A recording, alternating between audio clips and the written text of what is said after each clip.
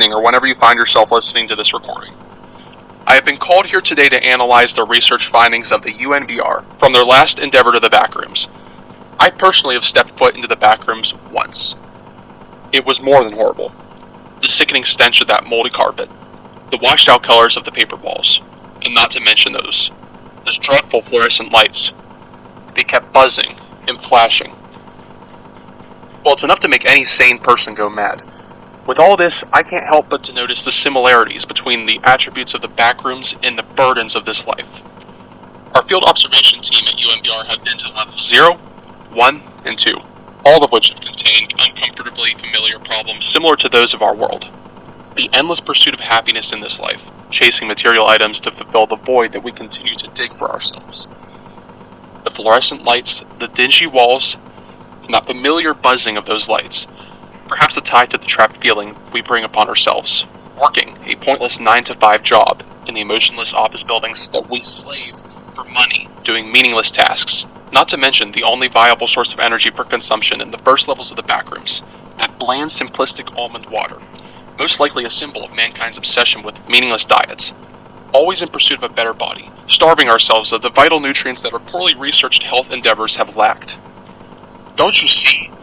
The backroom is a creation of mankind's obsession, our flaws, our need, and our pursuit for meaningless items and attributes that destroy us in the process. This is our perfect world, so we wanted it. Yet the thought of such a world scares us.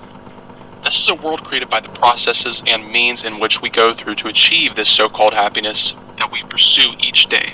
This world is the void, the threshold, between us and our material happiness.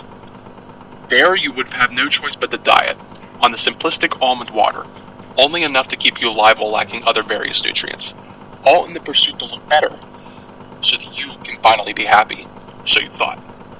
Just another material attribute. There you would be forced into a pursuit of such believed happiness once again, an exit back into the material world in which you so blissfully took for granted.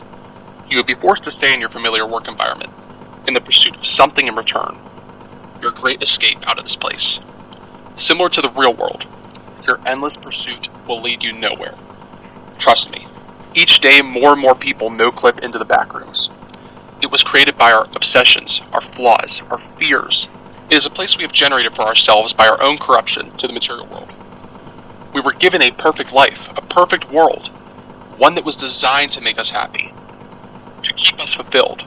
But in pursuit of more, and more, always more, we have slowly found a way to dig ourselves an eternal pit of torture in which we are now being placed. It was made for us to reside, to rid the once peaceful world of our flaws and corruption, to once again restore the intended purpose of our planet. One by one, day by day, we are slowly being brought to the place that we have created for ourselves. Our new world. Our own hell. Our home.